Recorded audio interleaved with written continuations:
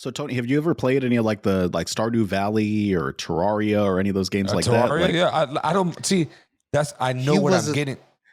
These niggas were Terraria bitches. I couldn't get into Terraria. These suck. Niggas were some Terraria bitches. 'Cause you're lame.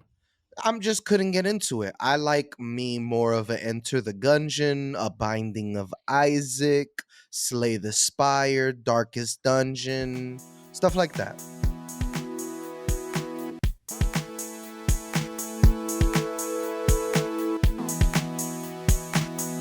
So Tony, you were talking about something. Yeah, Elden Ring. Elden Ring. Have y'all seen it? Have y'all watched it? Have you heard it? Seen the trailer? Anything? Yeah, the trailer looked cool. The game looks like it's gonna be great. But Gameplay footage. The internet, they're going a little bananas. All right, I saw some crazy claims. Some people were saying it looked like a PS2 game, and people are judging all the animations. There were a couple of animations in there that looked a little rough. I'm not gonna lie, and even the game, it was a live stream and looked a little rougher on the edges. But I mean, the gameplay looked incredible. Like I'm not talking visually. I'm just saying it looked like it's gonna be fun as hell. So yeah, it's it's like Bloodborne meets like, some open world game, I guess, like Breath of the Wild or fucking Skyrim or something like that. I was gonna say like the obvious comparison is Zelda. Like that's the game everyone compares something to. I saw a donkey. I swear I saw a donkey video the other day where he like did this montage of like people just comparing games to Breath of the Wild because they didn't have anything else to compare it to. But no, it looks incredible. I mean, who doesn't want to play like a Dark Souls type game? It looks a little bit easier, just based off my impressions from the trailer or from the gameplay footage. It looks a little bit easier. It looks a little bit more multiplayer focused. I think they talked about like your buddies could come in and help you fight shit. Yeah, that was nuts from what I read. They were just saying like you could form groups of any size, which doesn't make sense. There has to be a limit. So I mean, I'm interested in that, but a group of any size that should at least be like 4 or 5 people. So it'll be fun to just get a bunch of people in there. MMORPG-ish, like MMO. It's got some vibes like that. Though you want to put it against your thumb and use your thumb as your pivot point. I got it. See, that's why you don't help him out. You let him fucking drown. I was watching him. He was failing miserably. So so what I found most interesting about this whole trailer and gameplay and all of that is really all the reactions to it. And not just specifically Elden Ring, it's just something I've been seeing over the years, like constantly, like a trailer for a game will come out or some gameplay will come out. Kind of like the Halo thing. I don't know if you guys remember. Halo came like a gameplay footage of Halo came out a couple months ago. People were trying to shoot the fruits and showing how shit the game is because you couldn't shoot individual fruits and explode them or something like that. Something along those lines. And there's 2 groups of people that come out of this, right? Really 3, right? Because I feel like I'm in the middle. I'm like, would it be cool if you could shoot a bunch of fruit? Sure. Is it that serious? Nah. And just move on with your life. But really, the crazies come out, and you have the people that are like, this game is shit. This game sucks. Oh, it's 0 out of 10. Xbox can't do shit. Then it becomes like a console war thing. And then you have the other side where they're like, oh, nobody plays Halo for the fruit physics. Or they'll be like, oh, destructibility was never a Halo thing. Like they come out with like this apology where it's like, all right, the fruit stuff is kind of stupid, but it's also like, I mean, can we all acknowledge it could be kind of cool if you could do that? Like, I don't know. It feels like people are quick to give passes, and then on the other end of it, everybody's quick to just take a fat shit on a game. And I don't know. I think it's hilarious. I like those back and forth. If a game nowadays don't come out, because I mean these consoles are getting crazy graphically and storage space and all that. But if I can't be able to do certain things that should be realistic, then don't call the game like realistic, or don't put it in that title where it's like, oh, the graphics are great and amazing. like Zelda and all that. It's amazing and it's graphically good, but it doesn't have all those, shooting fruits shit. Like, but still, like like Battlefield, for example, the hype. You already know it's the same thing as Elden Ring. A bunch of hype to it. Beta was rough for Battlefield, by the way. Yeah, that shit was rough. You can't change no controller settings or anything. Rough. So basically what we're saying is on this episode of the Game Junkie Show, we're talking about immersion again. Oh, no, that's wrong. Big shout out to our buddies over the Game Junkie Show, though.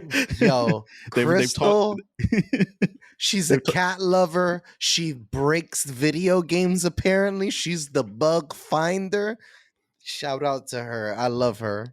100%. Here we go. Yeah. And we love Crystal around here. Cheers, Crystal. Cheers. And she's like tall as hell, apparently. Love it. Cheers. Cheers. I don't have a shot because I'm actually responsible. Damn. You're lame. No, I wish I had a shot. No, I mean the video game culture is weird like that. There doesn't ever seem to be an in between. Oftentimes, I find Booch is like the voice of in between that I'm missing on the internet because it seems to be it's all one way or the other. A game is absolute shit or it's garbage. This is why I hate the rating system that they have in games. I love that Kotaku has stopped doing a rating system. They give game impressions, they give pros and cons, they give their little section of you might like this game if you enjoy blah, you might dislike this game if you don't like blah. Like I really appreciate that in their reviews. Who the fuck are them to be reviewing and giving these ratings? Like, let the people rate the games. Right? Yeah, right. Have you seen what happens when people rate games? People review bomb. Yeah. It's terrible. It's review. Like you can't go on Steam. Go to Steam. Any game that's even like mildly controversial, and the average score will be like 4. And it's people that haven't bought the game. They're just pissed off about something, and they just start giving it a bunch of zeros. I think Steam has. I think Steam has fixed that a little bit. I don't think you can review a game unless you've actually bought it. But there is also the option to buy the game, review it, and then return it and get your refund. Like there's ways around the system. All I'm saying is that Elden Ring shit, it looks like it could be a great game to play with friends. I can see why the graphics, some would say like, what the fuck is this? But at the same time, you got to know what game you're getting. You know what I mean? You got to know the game. Exactly. If you don't know the game, then why? You know what I mean? Like, I know what I'm getting out of Breath of Wildlands or Zelda games, or you know what I mean? Like, I know what I'm getting out of that. I know what I'm getting out of Call of Duty. I know what I'm getting out of RPG games. Even though I don't play, but I know like Final Fantasy looks amazing and stuff like that. Can I butt in real quick? Sure, go ahead. I think for me, the bar has been set so high that we kind of like, oh, this game has that, but this game doesn't have that. How could we ever compare it to like, because like in this game, you could shoot all the fruit and you could shoot the branches off of trees. And I think like you've gotten to a point in gaming where the bar has been set so high that nobody's impressed anymore with anything. And they're like, so even if a game is aiming in one direction, if they aren't aiming for the realism as well, it's like, oh, the game isn't realistic. And I think realism, in my opinion, kills fun for me. In specific games, if you're going for realism in your game, then fine. That's cool. Like if there's people there for us. People love playing Tarkov. You get flashbanged in Tarkov, you're blind for a minute and a half. Some people enjoy that, but I don't. But your screen is just white for like 90 seconds to 2 minutes. It's just white. You cannot see shit. You just gotta crouch and hope you're hidden behind something. One of the funniest things I've ever seen in like a Let's Play video is the Funhouse guys. They did this series where they played My Summer Car. Did y'all ever hear about that one or play that one? No. It's this game where you're this kid in like Poland or something, and you're just trying to build a car, and you have to build this car from scratch. Like you're putting like spark plugs in and like the pistons into the motor, and you're building the entire thing from scratch. But there's all kinds of crazy nonsense you can do on the side. One of the things you can do is you can find this bag of fireworks, and you can shoot these fireworks off into the sky. but you have to pick them up, and they were like bottle rockets, and you have to light them, and then you have to let them go so they shoot off into the sky. If you don't let go of it, it blows up in your hand, and your entire screen goes black, and you get a tiny little circle in the middle of the screen that just slowly gets bigger over like 2 minutes at a time because your vision got fucked up. The fuck? That's wild. But yeah, you're talking about simulator games and like realistic games.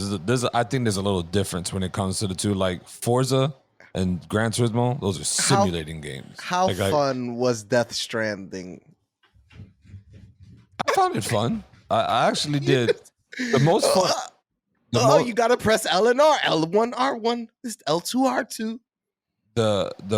The fun thing I had about it was building the roads for everybody. It just sucked that I literally built the whole road for my fucking server. But was it fun to trip over a rock? No, but I mean, the balancing in that game is really realistic, and I liked it. Like, there's certain aspects in games that might be a little too much, but I like it though. You know, like that's the same thing you got with Fallout. You got to eat, you got to drink water. You know, you're gonna get dehydrated and shit like that. I like stuff like that, but at the same time, I want the graphics to be fucking nice. That's all I ask for. As a consumer, I'm demanding things that I want. If I don't get it, I'm not gonna buy the game. Yeah, Tony's a graphics whore. Tony's I can't stuck in agree with that. Sorry. That's fine. That's why you got different taste in games. So Tony, have you ever played any of like Stardew Valley or Terraria or any of those games like Terraria, that? Like, yeah, I don't see. I know what I'm getting. These niggas were Terraria bitches. I couldn't get into Terraria. These niggas were some Terraria bitches. 'Cause you're lame. I'm just couldn't get into it. I like me more of an Enter the Gungeon, a Binding of Isaac, Slay the Spire, Darkest Dungeon, stuff like that. I'm not gonna lie. Enter the Gungeon grew on me after I started playing it on PC. It was the twin stick shooter stuff. I can't do it. You give me a mouse and like a WASD, I can play that shit all day. Yeah, I find it easier with the analog sticks.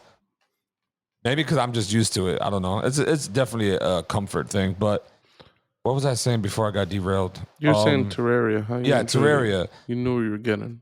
I knew what I was getting with Terraria. Like, you know what I mean? I'm not going into Terraria for the graphics. Battlefield, I want graphics. Call of Duty, I went in for the fun of just killing, going around and killing, like multiplayer wise. That's it. Like Call of Duty graphically, it looks okay. It's not the best graphics. But, you know, Battlefield was known for graphics, destruction, all that shit. That's what we all fell in love with. And at the same time, it's just like, why am I going to pay $60, $70 for a game that I'm expecting it to look a certain way and it's not? I'm not going to. That game is trash. I'm not going to buy it. I mean, you know what I mean? I'm just not going to do it. I'm confused about people having complaints about the animations in Elden Ring. I'm first off, I'm assuming that the animations are going to get spruced up a little bit because we saw like an alpha build or a pre-alpha build or some shit like that, right? Yeah. But I'm surprised that people have that big an issue because like the animations look all right in those games, but there's a lot of buggy nonsense in those games. That's part of like the way that those games work. Like enemies have a certain way they attack. So you dodge to the left, or like if you're a speedrunner, you just like sidestep a little bit because you know what the hitbox is going to be. Like there's funky stuff once you start getting into the meta of the game and actually thinking about hitboxes and collisions and things like that. Like it's built into the game. It's the way that it works. Yeah, those games remind me a lot of all the Bethesda titles. That there's like a certain level of jank to those games. Like you could just do weird shit in like a Fallout game or a Skyrim game, or not a Skyrim, but like an Elder Scrolls game or whatever. And I don't know, there's just a certain level of jank. Like you're gonna be playing the game and there's gonna be some guy walking around the town, but for some reason his waist is going to be in the ground and he's going to be walking around. That's just, you're going to have to talk to him down there. Like that's just, or how about the weird shit in Fallout New Vegas where you're talking to the guy and his head starts spinning like the fucking Exorcist and shit. And it's just like, you're just having a conversation and it's just like, there's a level of jank to these games that make them look, I mean, unfortunately atrocious, but But I don't I think play those games for those reasons too. Like, but I mean, I'll acknowledge that is shit. And should it be in the game? No, they think should like about they it. should probably put a little more budget, figure that out, whatever No, the fuck they got to do. think about But it. You gotta like they make Oblivion memes till this day about how people talk in that. It's just so. It's like the Evil Dead 2. It's so bad, it's good. Like it has a weird way of like encapsulating itself. no, for sure. Yeah, and for sure. And we've always had a lot of fun with the stupidity of the things that occur in those games. I'm just saying, like, it could be more polished. Like, we could acknowledge that it could be more polished, but the fact that it's a little rough around the edges sometimes is the charm of those games. Like, Speaking of that shit, that Skyrim real life guy just got arrested for murder. How fucking crazy is that? Oh, dude, I heard about this guy. He's just a lame ass comedian. He's just a really not good comedian. His TikTok video was actually kind of funny. His Skyrim real life one, like his series that he did, was kind of funny. But yeah, dude got arrested for murder. I think he killed his girlfriend or something. Killed his girlfriend, and I think the person who they were sleeping with. It's crazy she was stuff. cheating on him. oh, that's terrible. Yeah, awful. Absolutely awful. Back to the topic though. Do we think there's a reason his gaming culture always been kind of toxic, or is this a new thing? Is it because games have gotten so big and so expansive? Is that we just expect so much more now that, because as Joey was saying, the bar has been raised and there have been these games that have come out that it's just like, I feel so immersed in this game? Or has the culture just always been kind of toxic? Because I think back to going to like arcades and shit when I was a kid, and there were a lot of assholes in those arcades waiting to play those Street Fighter games and shit. There was guys who would just sit on Street Fighter and they just wreck people all day and make you waste your fucking money. Yeah, I had one of those guys used to destroy me. And what was it? Not Marvel vs. Capcom. It was like X-Men versus Street Fighter or something.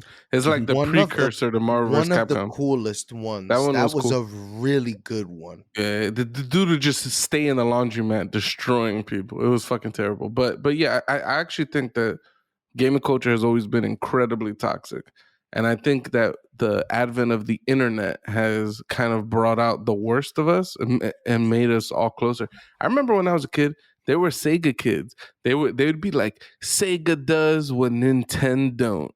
You know what I mean? Like, that was a thing back in the 90s. Like that was a thing. Like Sega has all the extra graphics, and it had better graphics. It had a better video, like a better audio card and things like that. And it's just like, I mean, it just didn't have better games. So like, but like, there was just the big fight there, right? Like, I like Nintendo, other people like Sega, and people have always been incredibly toxic. I just think that the fact that we could share our opinions more easily makes it seem like things are way worse. But I was always a Sega guy growing up. Like that, like I loved the Sonic the Hedgehog series. Absolutely loved it.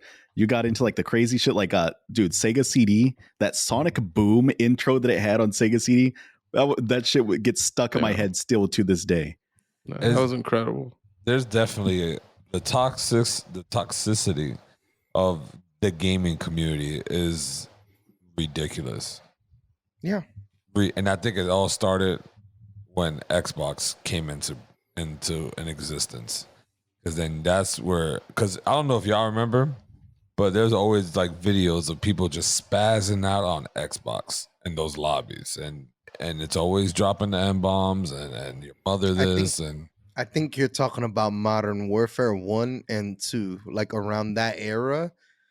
Like the Xbox PS3 lobbies, because Xbox Live originally, Xbox had an impressive online category for just when we were talking about GameCube, Xbox, PS2. Xbox was the first to do it.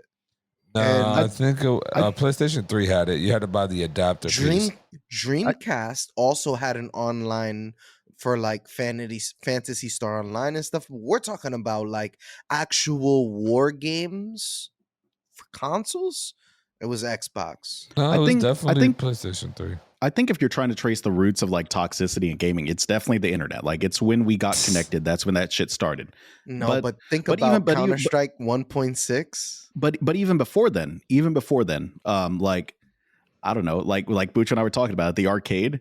Those guys were toxic. Those motherfuckers just sitting there like tossing coins into the machine and just challenging people and making them waste their money. I just wanted to try to fight Shao Kahn. That's all I wanted to do. I just wanted to defeat Shao Kahn solo by myself. And you couldn't. I remember one summer I went to DR, dude, and there's this arcade, and I was like, cool, because everybody's so poor in DR. Like, I just go for a whole summer and just play no fucking video games unless I took my own consoles, right?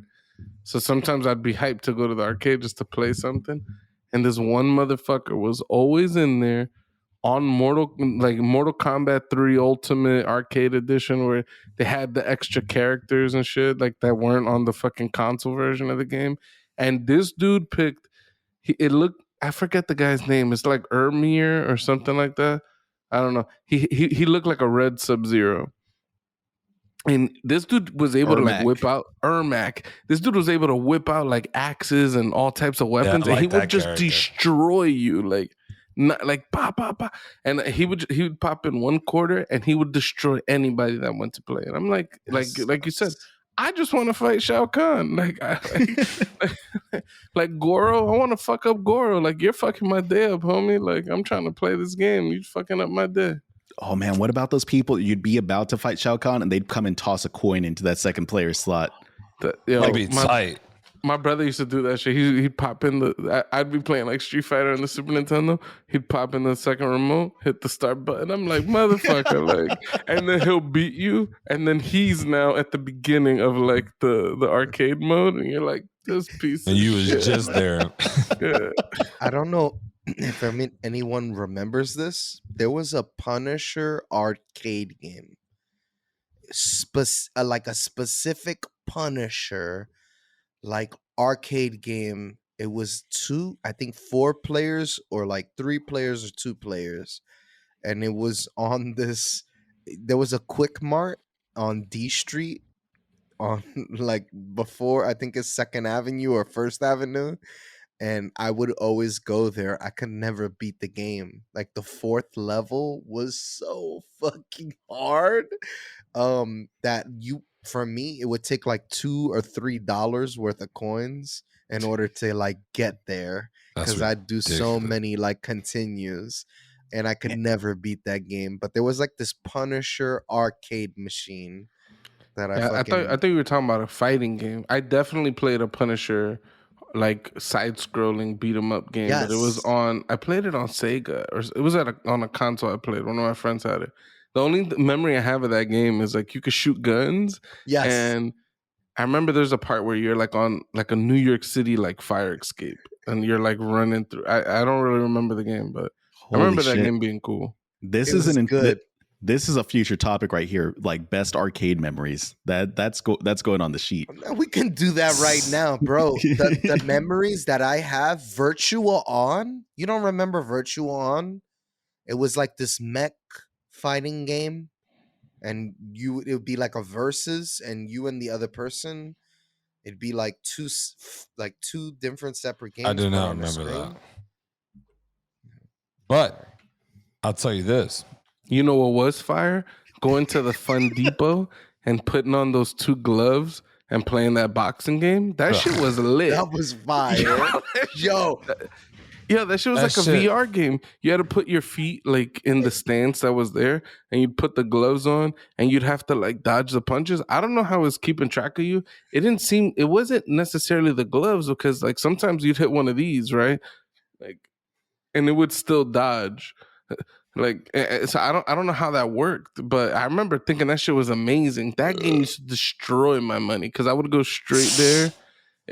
Between that or fucking like House of the Dead or Time Crisis. Oh my god, Time Crisis is so fucking good. Those games would just eat my fucking quarters. This is gonna be a good future topic. I'm excited for whenever we record that one. Yeah, for real.